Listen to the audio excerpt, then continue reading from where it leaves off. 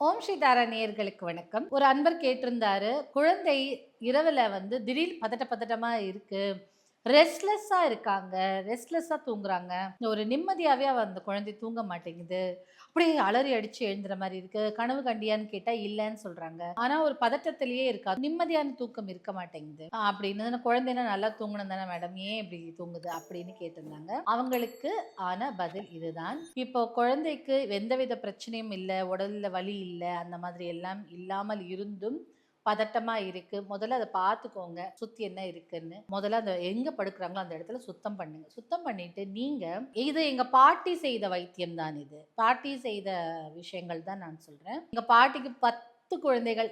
அத்தனை பேருக்கும் பேரன் பேத்திகள்லாம் பார்த்துருக்காங்க. அப்ப நாங்க கூட இருக்கும்போது நாங்களும் பார்த்துருக்கோம். இப்ப எங்க பாட்டி சொன்னது என்னன்னா, குழந்தைகளை தூங்க வைக்கும்போது வெள்ளை நிற துணியில, அப்ப வெள்ளை துணியில படுக்க வைங்க அப்படின்னு சொல்லுவாங்க.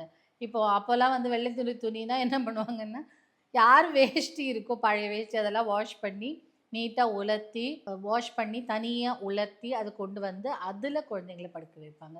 இப்போ நெறைய பெட்ஷீட்லாம் ஒயிட் கலர்ல வர ஆரம்பிச்சிருச்சுல்ல. ஸோ அந்த மாரி வெள்ளை துணியில அதில டிசைன்லாம் இல்லாம பிளெயின் வெள்ளை. இப்போ நீங்க ஹோட்டல்ஸ்லலாம் கூட போய் பார்த்தீங்கன்னா, வெள்ளையா தான் இருக்கும். சின்னதா ஒரு எறும்பு இருந்தாலோ, சின்னதா ஒரு அழுக்கு இருந்தாலோ தெரிஞ்சிரும். அப்போ குழந்தை மேபி அந்த க அந்த அது அந்த நீங்க கலர் பெட்ஷீட்டோ ஏதோ போட்டுருக்கும்போது அதில சின்னதா அழுக்கு இருக்கலாம். அது குத்தலாம். இல்ல குட்டி எறும்பு இருக்கலாம். அது கூட இருந்திருக்கலாம். இன்னொன்னு கலர் தெரப்பியில வெள்ளைங்கிறது சமாதானத்திற்கு, பாதுகாப்பிற்கு வெள்ளை. இல்லையா?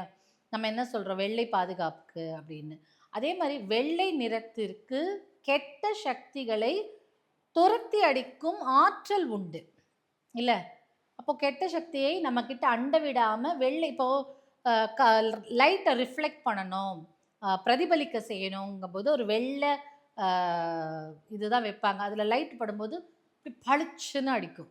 அப்போ வெள்ளைக்கு ரிஃப்ளெக்ட் பண்றதுக்கும், பவுன்ஸ் பேக் பண்றதுக்கும் ஆற்றல் இருக்கு. அதனால தீய சக்திகள் வந்தாலும் வெள்ளையில படும்போது அத திருப்பி அடிச்சிரும்.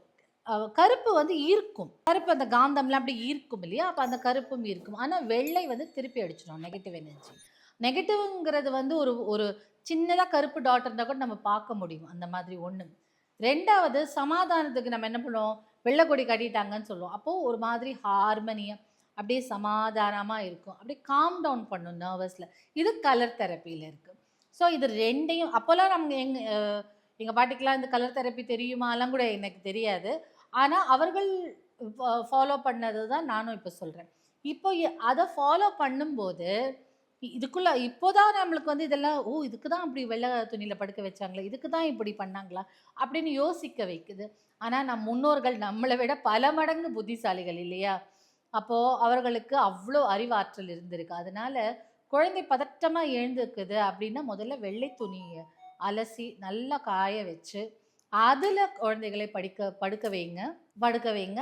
அப்போ பதட்டமா எழுந்துக்காது. கலர் தெரப்பியாலயும் பாதுகாக்கப்படும். அதே மாரி ஏதாவது ஒரு பூச்சி பொட்டு இருந்தா கூட அதுல தெரிஞ்சிரும். அதனால. ஸோ இத ஃபாலோ பண்ணி பாருங்க. குழந்தை எப்படி தூங்குதுன்னு சொல்லுங்க.